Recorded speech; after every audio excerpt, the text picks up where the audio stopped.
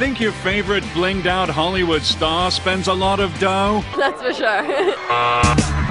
Think again. Because when it comes to lavish living, nobody brings it on like the billionaires. I'm the luckiest guy in the world, and when I die, I want to come back as me.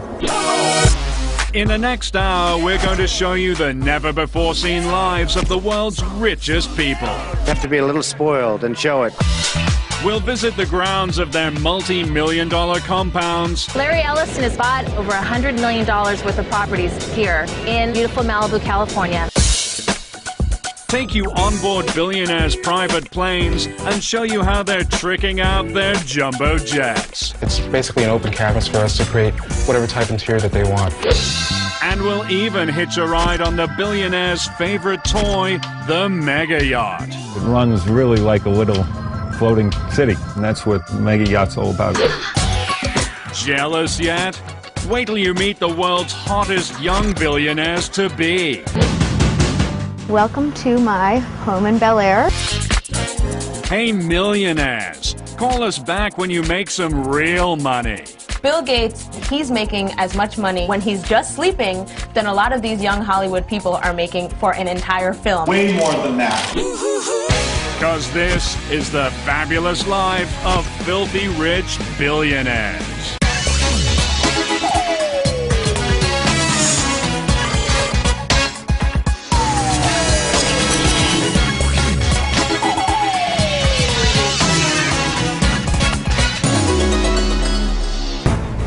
In 2006, Donald Trump filed one serious lawsuit in civil court, demanding $5 billion in damages. What happened? Was somebody cheating in his casino? Did somebody rob Trump Towers? Oh no. It was far worse. Some reporter had the gall to accuse Donald Trump of being only a millionaire. It really has nothing to do with ego. Who would think that one would find it slanderous to be called a millionaire, but be suing a reporter who said, hey, he's only worth about $250 million, but no, the Donald says it's more like $2.7 billion. Being a billionaire for Donald is a brand. People need to associate him with billions, otherwise they're not going to be paying $30 million for apartments. Yeah, because gaining entree into the Billionaire Club means joining the most elite economic class on Earth. Out of a global population of 6.5 billion humans, a mere 793 are billionaires. Just the interest on the money they have is more than most millionaires will ever collect in a lifetime. Let's take a rich Hollywood celebrity like Reese Witherspoon. She makes up to $29 million a movie. In order for her to become a billionaire, she would have to make 35 movies. That's how rich these billionaires are. If a billionaire wanted to, they could buy about 3,000 Rolls-Royce cars, and that would only get through $1 billion of their fortune. Wow, how far we've come. And if you're lucky enough to join the select club of 10-digit dudes, living in some rinky-dink mega mansion simply won't do. If you're an A-list celebrity, you might be looking in the range of $10 million for real estate. If you're a billionaire, you don't really have a range. You can go $20 million, $40 million, $60 million, as much as it takes to get what you want. These billionaires have homes all over the world, so when they think about buying a new one, they don't agonize about a multi-million-dollar mansion the way a millionaire would. Yeah, because in the world of billionaires, buying a mega home is as easy as grabbing a pack of Twizzlers at the checkout. Just ask billionaire Dallas Mavericks owner Mark Cuban. He bought this Dallas mansion for $15 million in 2000 without ever laying eyes on it. This is my house, Casa de Cubana, and believe it or not, I bought this house sight unseen. A buddy of mine said, trust me, it's a great deal. And then I said, okay, when you have a lot of money, you can take chances. That's one of the great things about being a billionaire, you know? Mark's Casa de Cubana spans 24,000 square feet. And look out back. There's a gazebo big enough to fit a couple of million-dollar homes. But for Mark, it's just a place to keep his barbecue grill out of the rain. I ain't even started yet. This is our summertime hangout here. Now, to some people, this might be a tennis court, but when you own the Dallas Mavericks, this is a basketball court. Then obviously after you get sweaty, then you got the pool. Most people have to like fly somewhere. This is kind of like our own resort. And even though his joint is spread across 7 acres, Mark's got one problem most billionaires would rather live without. Neighbors. That's why they're spending insane bucks to get extreme isolation. Billionaires sometimes don't want next-door neighbors, and they're probably the only people on Earth who can afford not to have them. Just ask the richest man on the planet, Microsoft founder Bill Gates. Not only does he have this 66,000 square foot, $140 million high-tech Seattle mega home, but he bought up the 11 surrounding plots for an additional $14.5 million just to make sure he never has to deal with the neighbors. It's a lot more than that. Bill Gates bought about a dozen properties on the shores of Lake Washington, which totally insulate him and his family from the world. And Bill's Microsoft co-founder, Paul Allen, with a net worth of $22 billion, he's got plenty of cash to make sure nobody's shacking up next door. Paul built a 7.5-acre, 47,000 square foot compound on Washington State's breathtaking Mercer Island. This $120 million estate has not one but 5 mansions, including a 10,000 square foot abode for Paul and a 6,500 square footer for his mommy. I think it makes a lot of sense. One mansion is for his mother. The others might just be buffers so that he doesn't have to have somebody living next to him. But no billionaire spends for complete privacy like Oracle founder and $16 billion man Larry Ellison. He already owns $245 million worth of real estate around the world. It's bought and paid for. But Larry wanted even more solitude. So in 2003, he set his sights on a nice quiet spread in Malibu Beach. Only problem? There's no such thing as a nice quiet spread in Malibu. Everyone wants to be on the beach in Malibu. It is tightly packed with celebrities and millionaires. So what's a poor billionaire to do? Easy.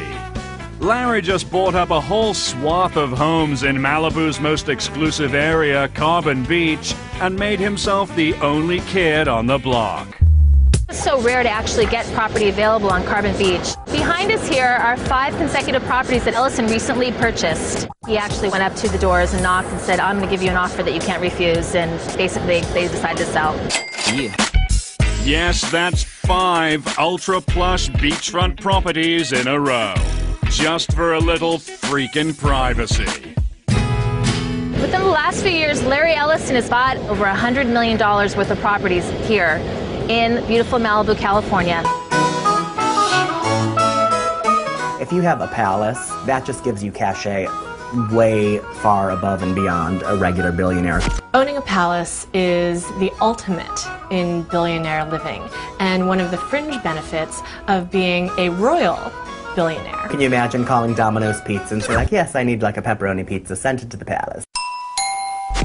But if you thought palaces were just something of the past, think again. Because these days, billionaires are building brand new ones. Bigger and more tricked out than in the days of yore. Take this guy, the oil-rich Sultan of Brunei. He built himself this shiny new palace in the early 80s. And at 2.1 million square feet, it's the largest residential palace in the world. This place is gold-domed. It's bigger than the Vatican. It's on par with Versailles. It's got 1,788 rooms, and its dining room seats 5,000 people.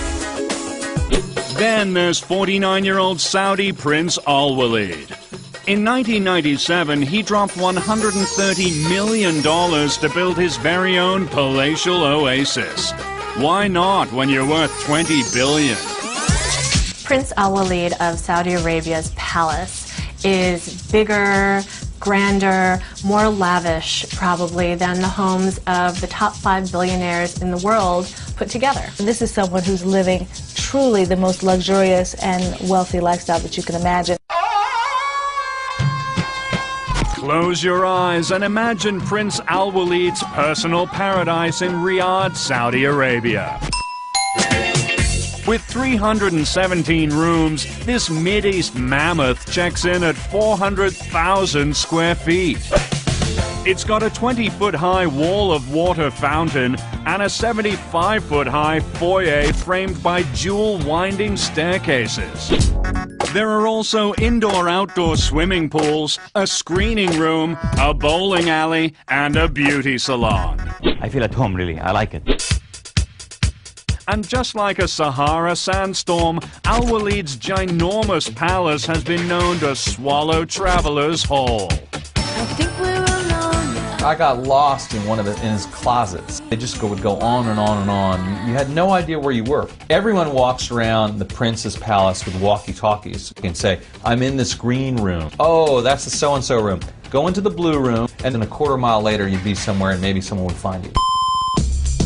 Good thing the prince has a staff of 180 to help with search and rescue. So Al Walid can kick back in front of one of his 520 TVs and worry about what really matters. His money. The stars. Unreachable normal human has $1 billion. Take Virgin Airlines boss Richard Branson. He's building his own rocket ship designed for space tourism, Virgin Galactic. Or Amazon.com founder Jeff Bezos. He's building a spaceship and his own personal spaceport on his West Texas ranch. But Microsoft founder Paul Allen is one step ahead of the space pack. His Spaceship One was the first private rocket to leave the Earth's atmosphere. It seems to be a logical thing for a billionaire because it's a new way to spend money. So if you have the billions, why not buy yourself a spaceship? It's not often you get a chance to participate in the making of history. And if you think their rocket ships are far out, check out how they're jet-setting around Mother Earth. A must for a billionaire is owning a jet, ready to go anywhere at any time. You don't want to be a billionaire having to wait in line at the airport. You need to be able to pack your bag, get on a plane at any time of day or night. These billionaires fly around in their private jets the way you and I commute to work.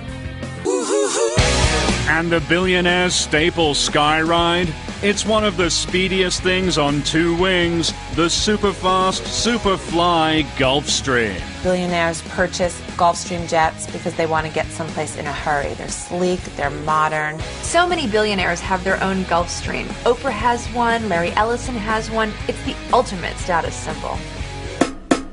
Just ask internet billionaire Mark Cuban. He bought this state-of-the-art Gulfstream G550 in 2005 for $42 million. Most people have an easy chair or a favorite chair at home. This is my favorite chair. Right here on the jet where I can just kick back and just do whatever. Where most people are worrying about everything that might come up, I'm flying somewhere fun. I'm on my way to Vegas. You know, if I get a wild hair and we want to go to dinner in New York or LA, great.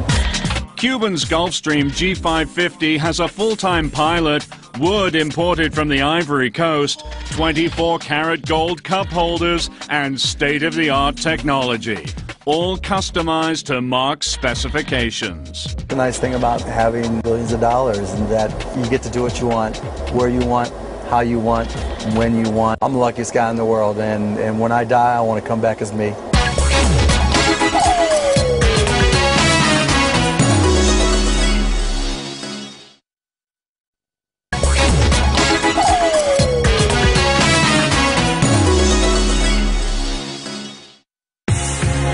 While the Gulfstreams might be the sleekest thing in the sky, for billionaires who want a little more legroom, they're buying their own jumbo Boeing jets, turning airborne behemoths into their own personal mansions in the sky.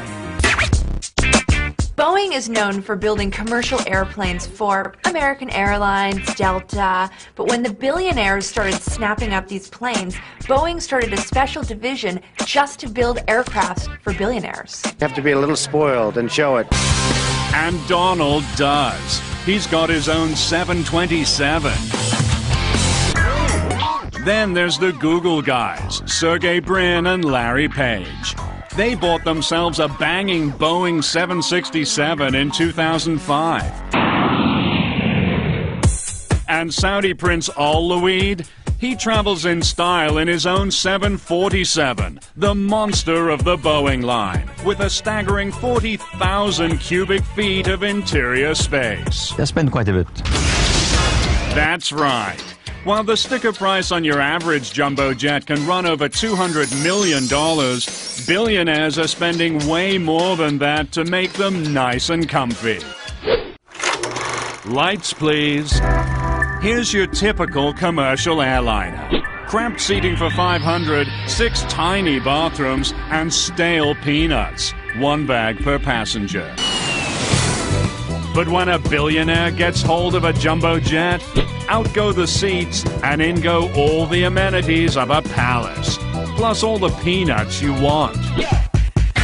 They have jets where it's, bedrooms and staterooms, and makes Air Force One look like just awful. If they have a favorite interior designer who has designed their main home, they can also have that interior decorator on board. Or they hired this guy, Edis Doré, the New York City-based high-end interior designer who specializes in reinventing jumbo jets for billionaires. When a billionaire comes to us with their aircraft, it's basically an open canvas for us to create whatever type interior that they want. And Edis, he gets some pretty insane requests. It's anything from a modern interior with a jacuzzi, or a Playboy's aircraft with an entertainment room with a stripper pole. And another client wanted us to have their 747 essentially look like the entrance to Skibo Castle. And the upper deck lounge was basically a smoking room that you would find within the castle itself. The cabin's only limited by the person's imagination. Yeah, because when you're a billionaire, the sky's the limit. Step aboard the Shadow. With a spa, beauty salon, a 5,000-bottle wine cellar, floating putting green, and its own onboard security force, it's the ultimate dream yacht, right? Wrong. For billionaires, the Shadow's just a floating storage space, so they can tow big-ticket toys like helicopters and limousines behind their yachts.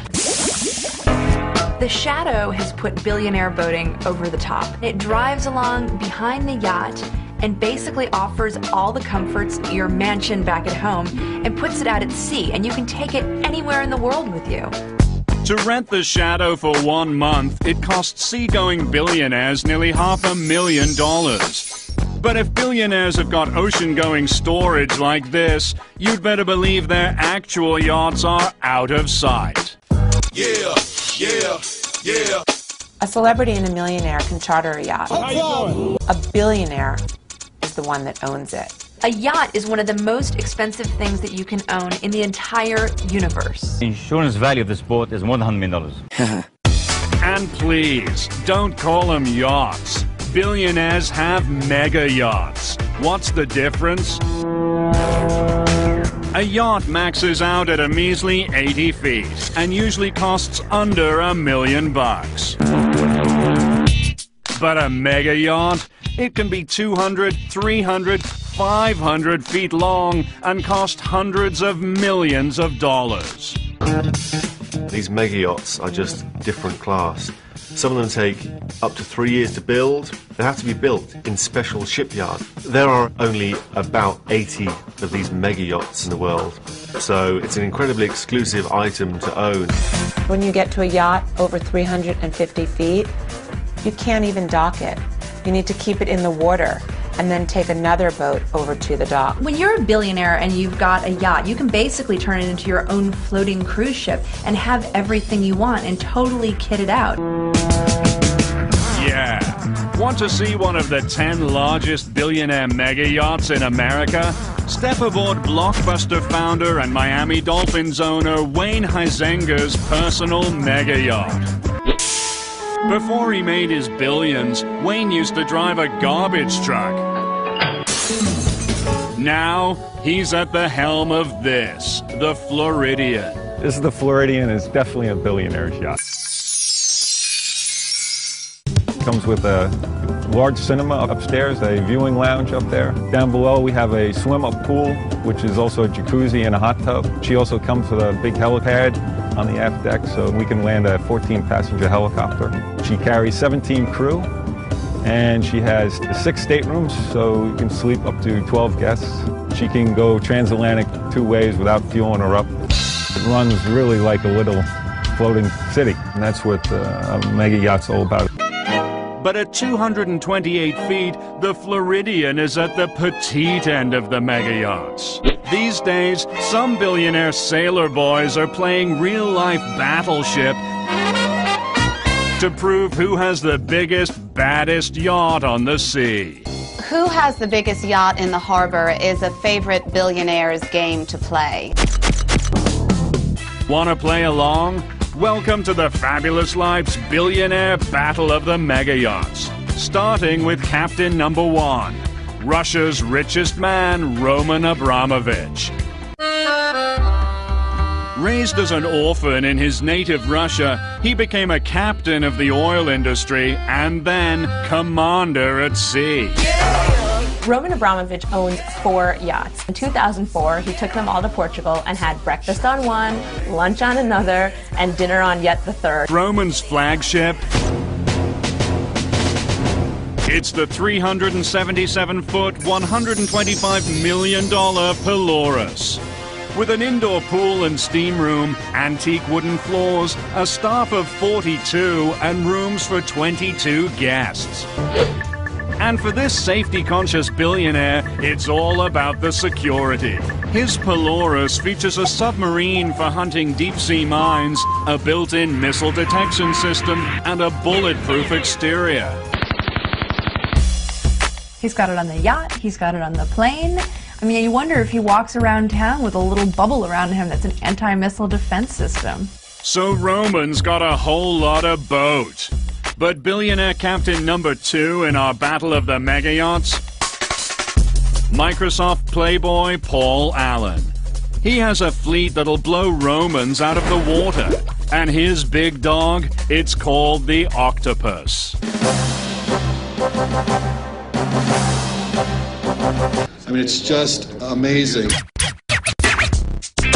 Paul Allen's 414-foot, $200 million yacht is called the Octopus, and it's got a basketball court, a movie theater. It's longer than the Seattle Seahawks football field, the football team that he owns. He uses it to throw these fabulous parties where he entertains amazing celebrities all the time. Just last year, Paul Allen had the likes of George Lucas, Justin Timberlake and Cameron Diaz, Bono and Usher on his yacht. When Usher was on board the ship, he recorded a song with Paul Allen in the onboard recording studio. But docked right next to Allen's Octopus and all those exotic party locales is an even bigger boat. The $200 million Rising Sun. It belongs to billionaire captain number 3, Allen's tech industry rival, Larry Ellison. Larry's 5-story maritime monster features 82 rooms, a spa, and a basketball court that doubles as a helipad. And at 453 feet, it outstrips Paul's Octopus by 39 feet. Oh yeah, Larry made sure of that. Larry Ellison and Paul Allen have been in the billionaire battle over the size of their yachts, and currently, Larry Ellison's the winner. When Larry Ellison heard that Paul Allen was building a bigger yacht than his, he asked his designers to add 50 feet on, just so that he can say, I have the biggest boat. It is absolutely true. But even though Larry supersized the Rising Sun, he'd have to tack on another 72 feet to match our reigning mega yacht. The world's longest, largest, baddest mega yacht of all time. At the helm, it's billionaire captain number 4, Sheikh Mohammed bin Rashid Al Maktoum, the ruler of Dubai. And his royal $300 million Platinum is a record-breaking 525 feet long. That's bigger than a Royal Navy destroyer.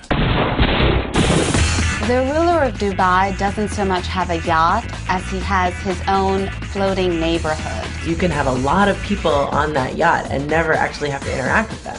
Still under construction, the Platinum's as luxurious as it is long. With 2 master staterooms, a cinema, disco, squash court, plus its own submarine and a helipad for the Prince's Black Hawk chopper. It costs 10% of the total value of the yacht just to upkeep it for a year. So to do the math simply, this billionaire spends $30 million a year to upkeep his yacht. I mean, you take some celebrity, that would be as much money as they made in several years.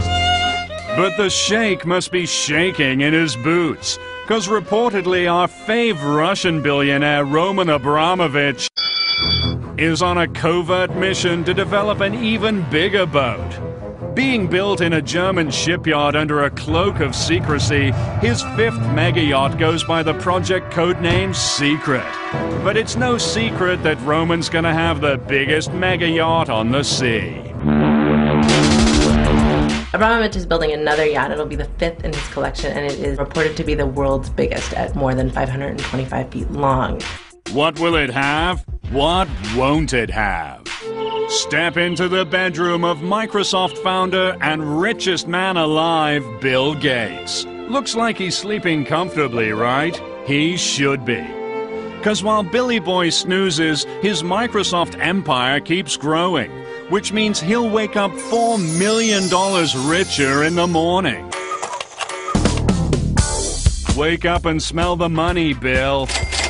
He's making as much money per night of sleep when he's just sleeping than a lot of these young Hollywood people are making for an entire film that they spend months filming. Way more than that. Bill Gates is so wealthy that the IRS had to have a special computer to calculate his wealth. Bill Gates is the richest man in the world. That says it all, right? That's right. Bill's got plenty to line his mattress. A mind-blowing $50 billion. And when we're talking about fortunes this massive, billionaires have got to make up stuff to spend it all on. The problem with being so rich is that you can literally get anything you want, anytime, and that money is no object. Give it to me now. Give it to me now. To actually spend all of it, it's a challenge. It is probably a full-time job. So much more money than I could ever spend.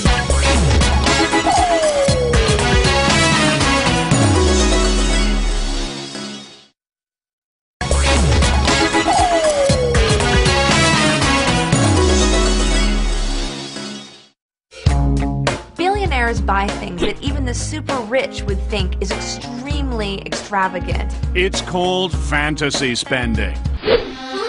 Take billionaire record company mogul David Geffen.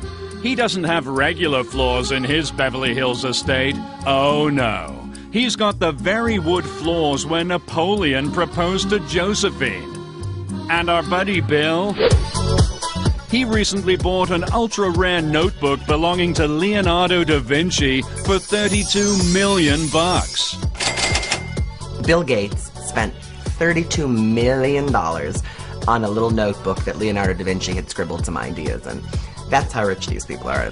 They could just drop $32 million on a little 72-page notebook. But the latest, most lavish trend in billionaire fantasy spending, it's all about owning their own sports franchises.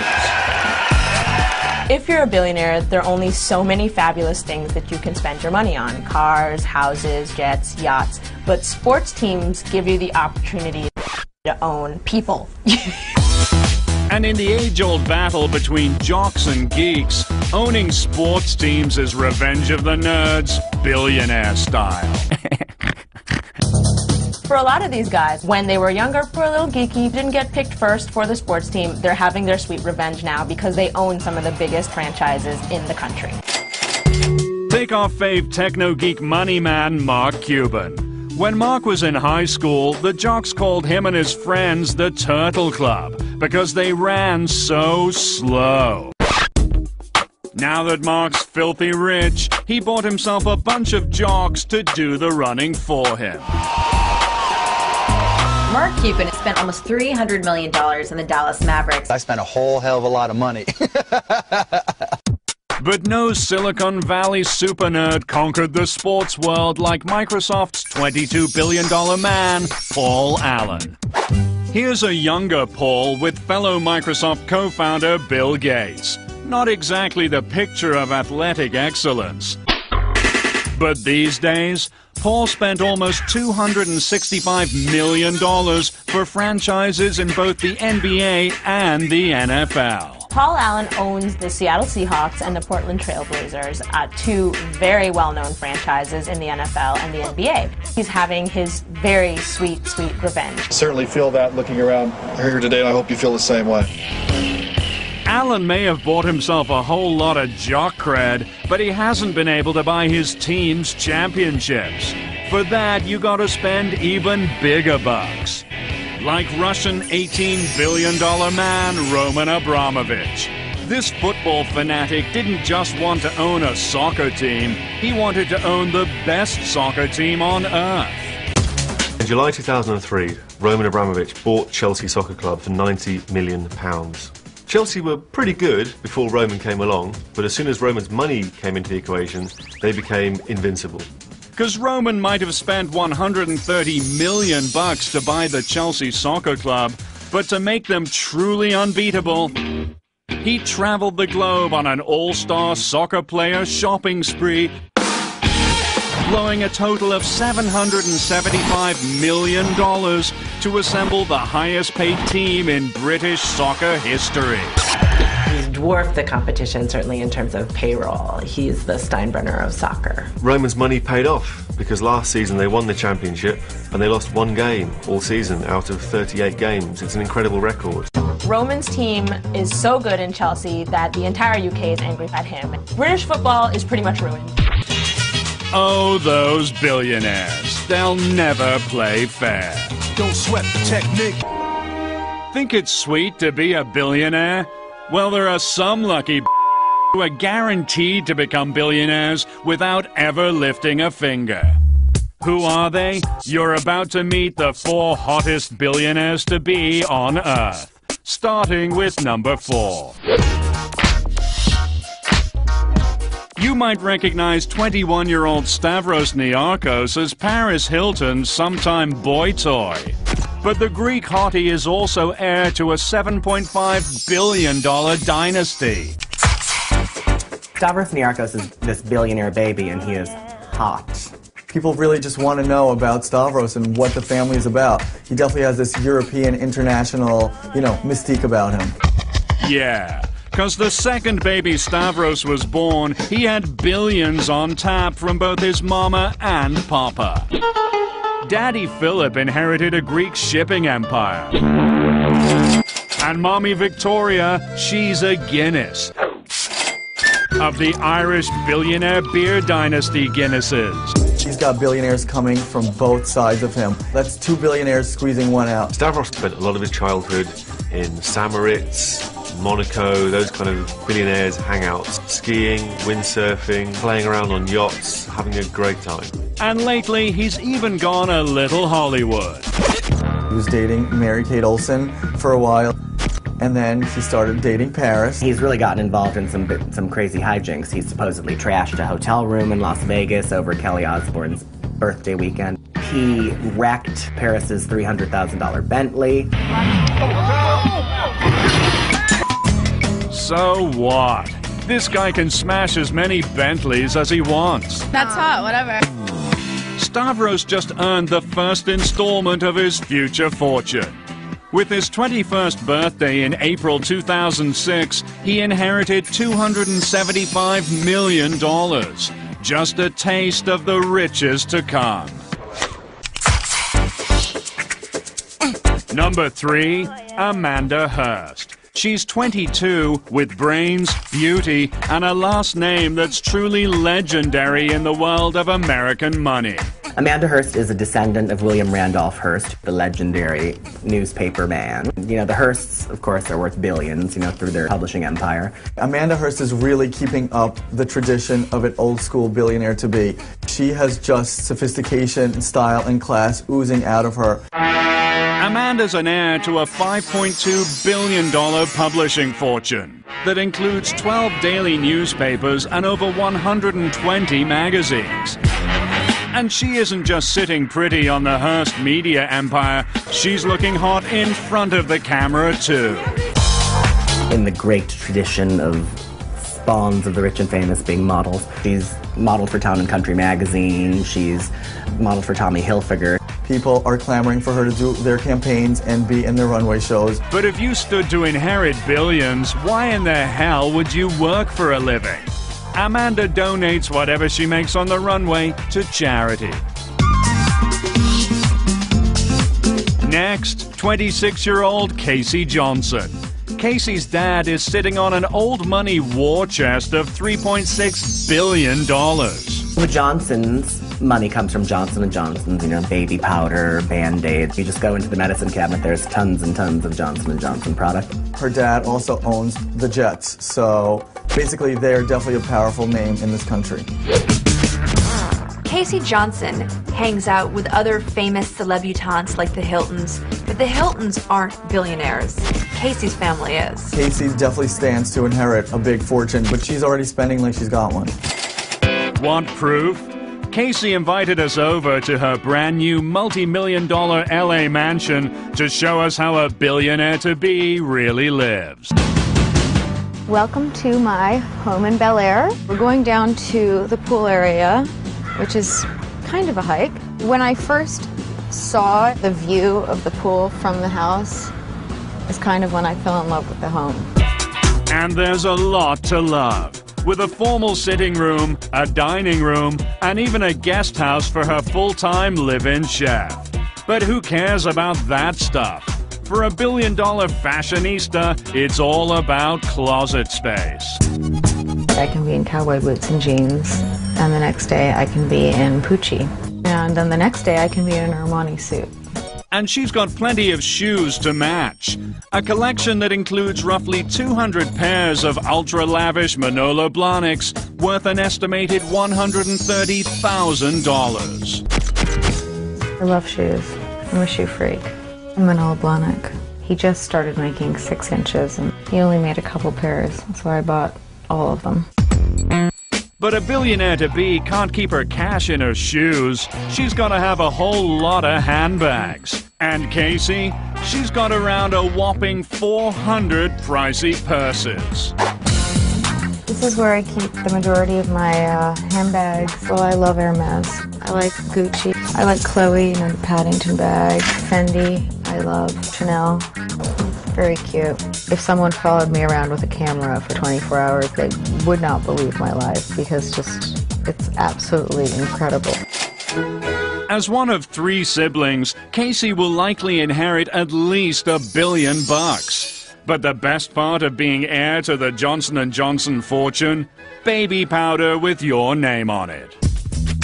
I represent, okay? Billionaire-to-be number 1, it's got to be the 23-year-old Brunei-born, London-bred party machine named Prince Azim. And that's no pretentious fancy boy name. This guy's really a prince. He is your ultimate billionaire-to-be. He has no top on what he could spend. Yeah, because when your daddy is the Sultan of Brunei, sitting on $20 billion, you'd better believe you can afford to live a little. Prince Azim has a father that is known all over the world as an icon for lavish spending, and this kid is definitely following in his footsteps. He is following a tradition of sort of international, rich, jet-set types who throw tons of money around and love to mix with the celebrities. When the raging royal turned 23 in 2005, he flew in half of Hollywood to help him blow out the candles in London. Prince Azim whisked in some glamorous celebrities: Scarlett Johansson, Misha Barton, and Kid Rock. Kid Rock. Get me Kid Rock. Everybody wants to get some stupid cash, right? And when the young prince isn't just importing celebs for his shindigs, he's lavishing them with expensive gifts to make sure they're best friends forever. Prince Azim really, really loves to go over the top when he wants to meet someone he really likes. That's for sure. After seeing Usher live in 2001, he reportedly sent the R&B stud $250,000 worth of booty, including a pair of Nikes encrusted in diamonds. Ooh, baby. It was really, really sexy. And now they're friends. It worked. Oh yeah.